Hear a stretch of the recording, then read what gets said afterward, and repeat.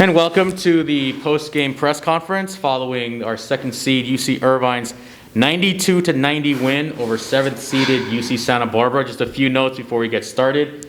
This is the tied for the fourth highest scoring game in tournament history. This is actually the first time that two teams have surpassed 90 points in tournament history as well. And UC Santa Barbara has the unfortunate distinction of now being the highest scoring non-advancing team with 90 points, and also hit a tournament record 18 three-pointers, shattering the previous record of 13, which was set by UC Davis. As you can see here at the interview table, we have head coach Tamara Inoue along with senior guard Haleigh Talbert. We will start with a statement about the game from Coach Inoue, and then we'll open it up for questions for Haleigh. Just want everyone to mute your lines, but turn on your cameras. They will be able to see and hear you, so please make sure you speak clearly. And if you have a question, if you are on a handheld device, raise your hand so we can get your question. But if you are on a desktop, laptop, place the word question in the chat box along with your affiliation and name, and we will get to you. And with that, Coach, it's all you. Thanks, Chris. Yeah, look, if you told me that the team we're playing hit 18 threes and we won, I'd probably tell you that that's not correct. So I'm just really, really proud of my team and the fight they showed today. You know, there's a lot of times where we could have hung our heads because threes are like dunks in the women's game. And to the credit of my team, just keep getting after it and going strong. So we relied heavily, you know, on the one right to my right, and she stepped up as a leader, and just really proud. You know, Santa Barbara, you know, Bonnie Henderson's just such a good coach, and she does such a great job with their team, set them up. They ran a lot of five-out things and five-out motion, and then having, you know, Megan Anderson and Taylor Moll this year as our transfers kind of get immediately eligible really gave us some problems. So, you know, hats off to Bonnie and her program, and it's about luck, a little bit of luck in the conference tournament, and I think that's where we lied today. We'll open it up for questions now. First for Haleigh. And we have a question from David Yapkowitz. Go ahead, David. Hey, Haleigh. You had a real strong game today. You know, you're part of the heart and soul of this team as one of the senior leader there. Just how has your game grown over these past 4 years? You know, how have you developed and become, you know, the player that you are today? I think it's just with working a lot in the off season and trying to perfect the things that I need to perfect. The coaches, they've told me multiple things that I need to improve on. Not saying that I'm bad or anything, but just to get better at it. And so I've really honed in on watching film, honed in on getting in the gym when I can. This year I've been battling injuries, so I haven't been in as much, but still trying to take care of my body. And so when it comes to the time that they need to rely on me, I think that I just had to step up today. It was just the will to step up and the will to want to be there for my teammates. We'll go next to Brandon Marcus from KUCI Radio. Hey, Haleigh, congratulations. So when you look at Kayla being out, how did that change your guys' mindset going into the game? Because I know you guys obviously have been relying on her a lot this season. How does that change things? It was definitely, in the beginning, it was something hard to hear because, you know, you don't want your best player to be out. But Kayla talked to all of us and just said that we're a great team. She really gave me confidence. Yesterday night, we talked about the game and stuff, and she gave me some confidence. And so I was willing to go out there because I want Kayla to play in the tournament. So I know that if we win this game, she'll be able to, you know, bounce back and hopefully be on the court with us so she can experience it. And so that was basically my motivation, just to not let Lex down, who went down with an ACL injury, and not let my seniors down because this is our last year, and definitely not let Kayla down because she hasn't played in the tournament yet. We'll go next to Bob Kaiser. Thank you, Mayor. Can you talk about what kept Seton and Williams out of the game, and on the flip side of, you know, winning a game together, opponents scored 90. How important was it that you guys don't win a game without Kayla? Yeah, Alexis Seton went down in the San Diego game with an ACL, and so we haven't had her for a while.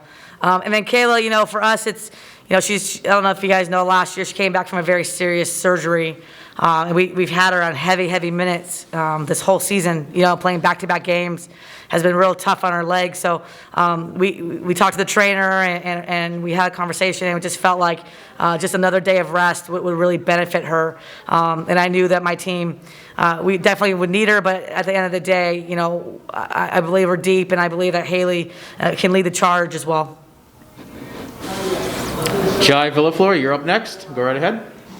Congrats on the victory, Coach. You guys won against Santa Barbara both times this season, but it seems this game particularly had a more greater emphasis on the three ball than the first two matchups. Was there a different game plan or approach that got to this time around? No, just that they just gotten a lot better, and so they've been battling some injuries as well, and we didn't have Haleigh or Lex in that tournament in the first round as well with our injuries. It's just been a tough year. COVID has just been tough. It's enhanced back-to-back games, a new thing, and so I just think with Bonnie, I just think she just got our team back, and I know Megan Anderson didn't start playing the last 10 games ago, and so they just kind of started to turn on and started coming along strong, and so we knew they're a three-point shooting team. We call it from the very beginning, and we tell them don't guard the three, don't let them shoot threes, but I guess we let them shoot 29 times. So that's a coaching error, maybe, not a player's error. So I have to maybe find a different way to get that message to my team. Avi, you're up next. Go right ahead. All right. I'm Avi Gokul. I'm for the new university. Great win tonight, especially weekend. Coming out of the half, everyone seemed a lot more energized and hyped up. What's the coaching over in the locker room? Was Webb's deep buzzer beating three something that sparked the team? Yeah, I would definitely say that buzzer beater three really gave us momentum to go into the second half of the game. And then, we were just talking in there, and we were just saying, we got to lock in on defense. Defense is what's going to help us win this game. They still managed to get some threes off, but we still battled through it. We didn't hang our heads, like Coach T said, and we just kept pushing and kept playing. And so she really gave us confidence in halftime, knowing that we're going to go in and we're going to win this game. We'll go back to Brandon Marcus now. This question's actually for both of you guys. How do you stay in the game when you see a team like that hit three after three after three? I mean, how did you play in that first half when they were making everything? I mean, for you, Haleigh, defensively, how do you stay locked in? And Coach T, coaching-wise, how do you not get deflated watching and being like, what else can we do to stop them? I think because it's a tournament and we know that this is our last year, and we know that the rules are if you lose, you're out, and there's no more games after that. And so we kept talking on the bench like we're not losing this game. We can't afford to lose this game because there's no coming back from it, especially for the seniors. Yeah, Brandon, you saw us. We were going man and zone, mixing it up, trying to see which one was better. I thought, it's like Haleigh says, and we all know this, you play your best game coming into March, and we knew they were just, and at the same time, we've been where they've been at in the 7th seed. Like, it's house money. You go in loose and you play hard. For us, we got a lot on our shoulders too. So I think it's a combination of both, and just stay locking in. And like I said, I've never seen, not never, I know my team, they never gave up, and that was a big sign to us knowing we could get through the finish line. Final question. Actually, we'll have time for a couple more. First, Bob Kaiser.